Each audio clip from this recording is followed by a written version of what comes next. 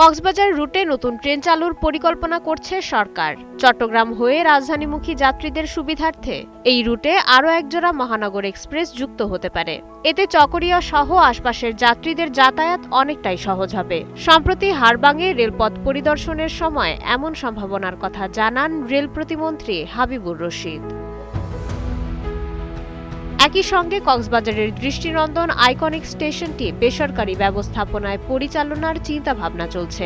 বিশ্বমানের যাত্রীসেবা নিশ্চিতে এটি কতটা কার্যকর হবে তা যাচাই করতেই সরেজমিনে পর্যবেক্ষণ করা হচ্ছে। সবকিছু ঠিক থাকলে শিগগিরই এই পর্যটন কেন্দ্রটি নতুন রূপ পাবে। পরিবেশের সাম্য ফেরাতেও উদ্যোগী রেল মন্ত্রণালয়। ২০০০ কক্সবাজার রেলপথ নির্মাণের সময় কাটাপড়া ২.৫ লাখ গাছের ক্ষতি পুষিয়ে নিতে নতুন চারা রোপণ করা হয়েছে।